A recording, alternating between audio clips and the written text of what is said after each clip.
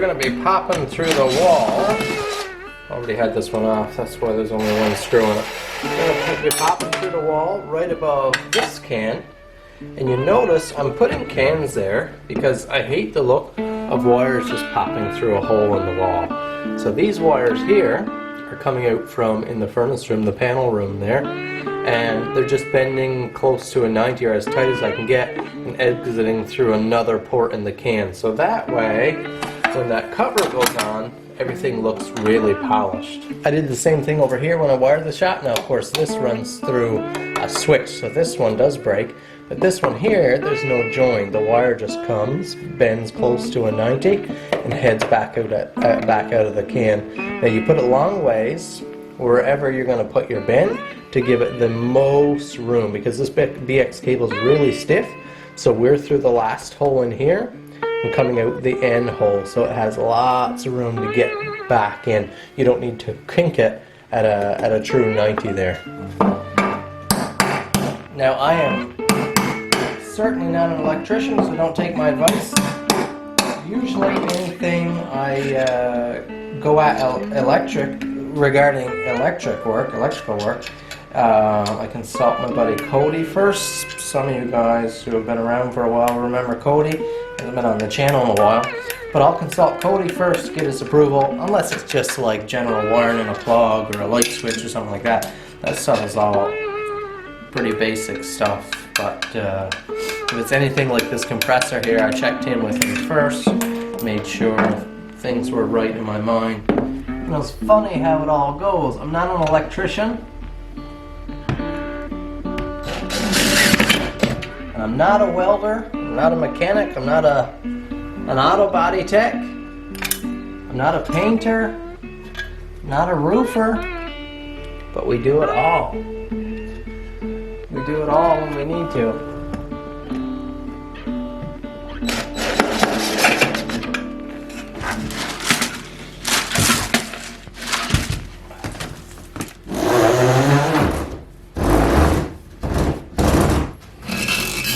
Now, since I picked my spot beforehand, just weave our can in over.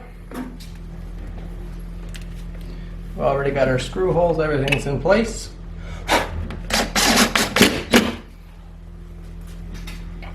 It's gonna look nice and tidy.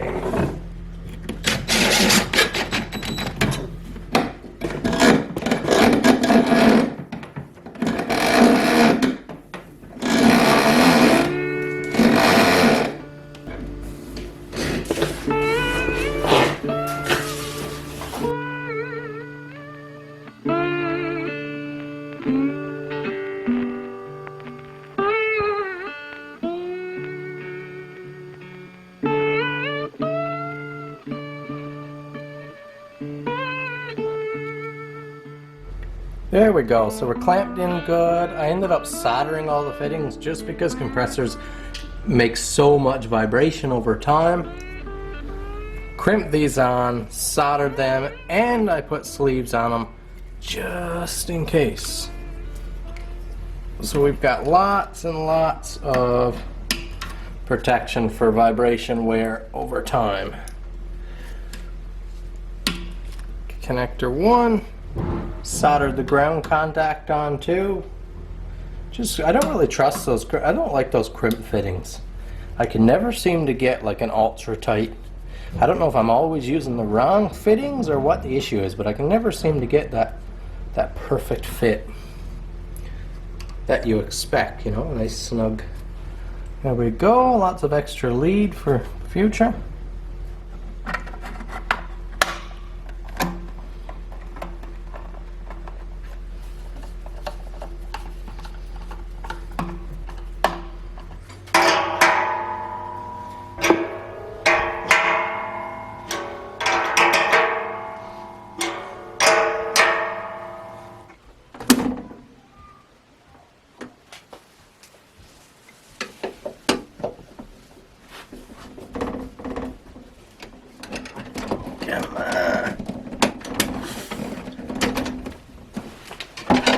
Tons of wire for a service loop, just like Cody showed me.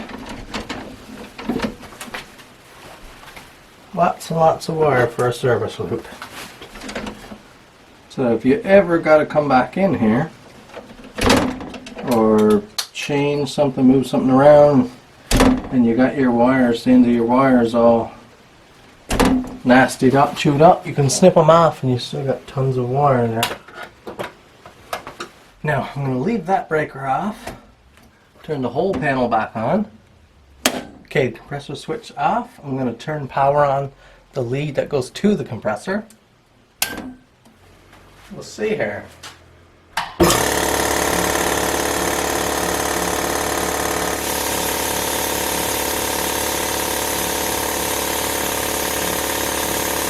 Engine just cut out.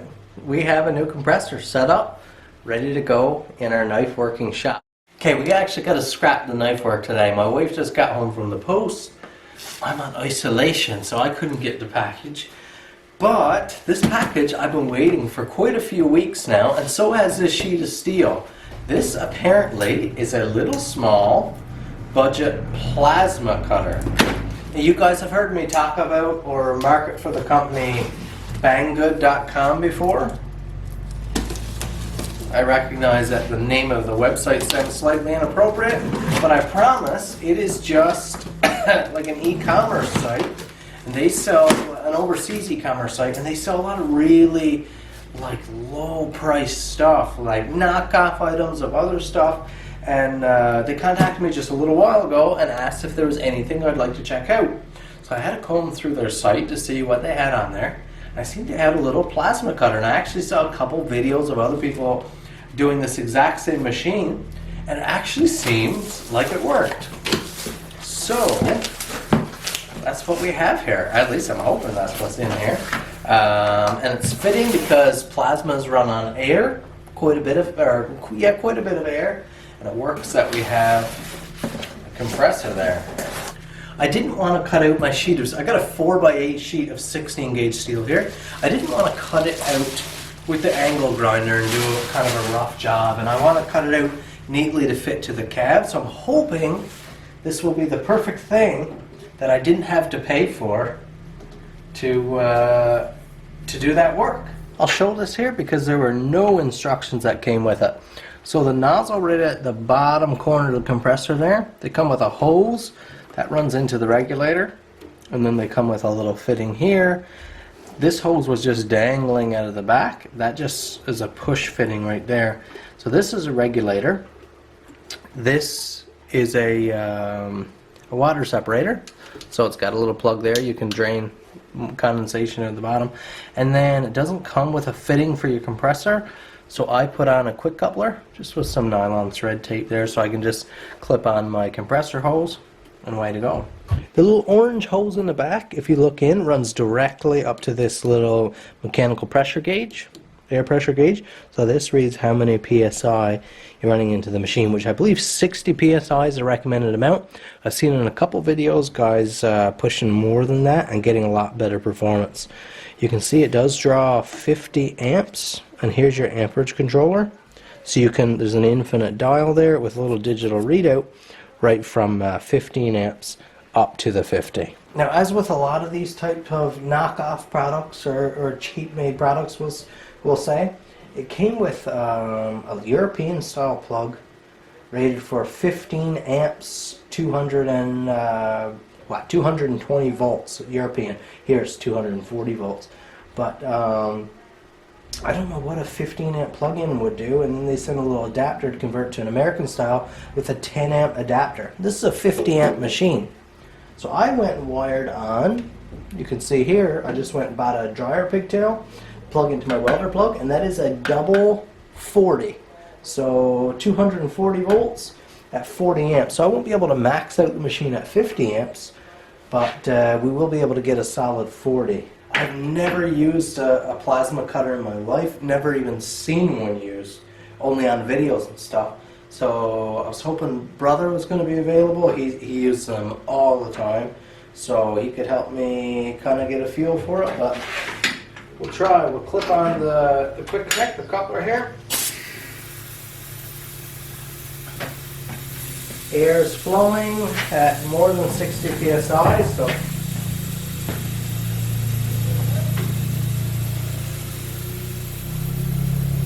very good regulator, really sensitive and nice. Let's try with 60 psi. Got a little bit of 16 gauge material here, which should cut easy, but I don't know. I'll try that.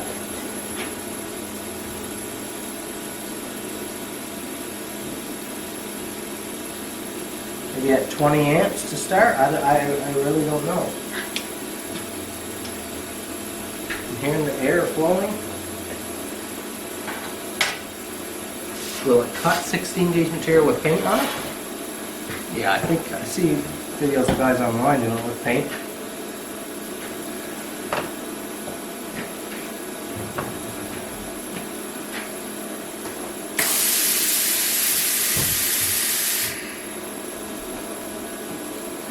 Neat.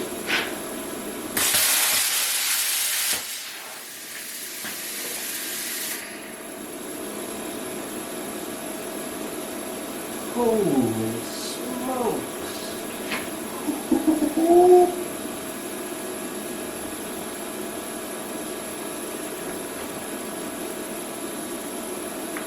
I really don't know how close to put it to the surface either.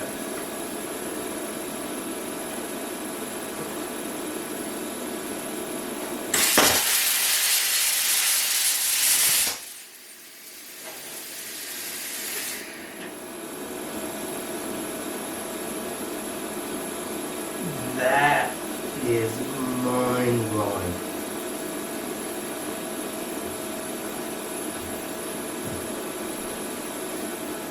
That is almost too incredible to believe.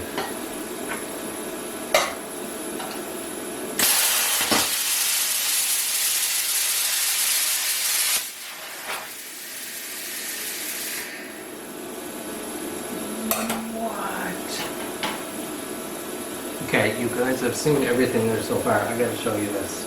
So I did the first little jut in right here.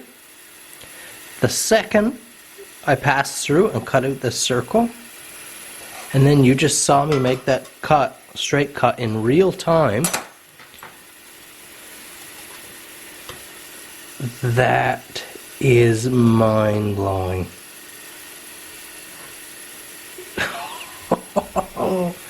That is crazy. I'm seriously not putting on a show for the camera here. Like I said, I have never seen a plasma cutter run in real life. And I almost cannot believe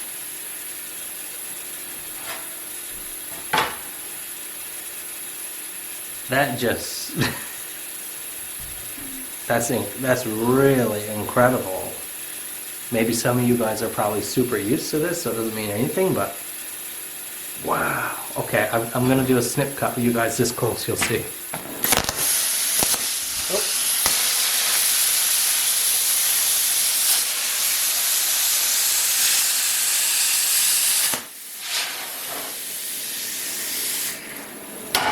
Just a couple little spots where I went a little too fast.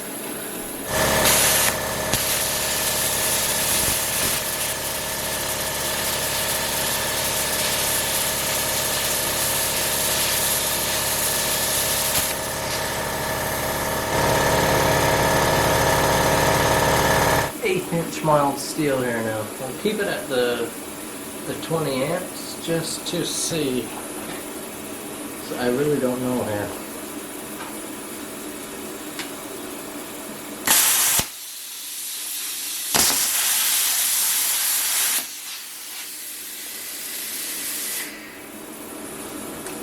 Oh yeah, right on through it. A little more dirty on the back.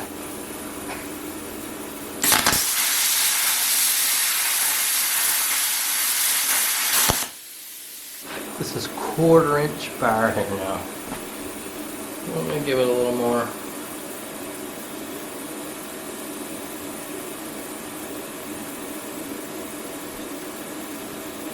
No, we're going to keep it right at 30.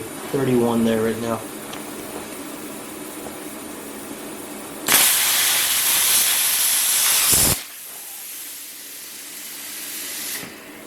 A little hot on the boot. Let's try 39, it says right there now.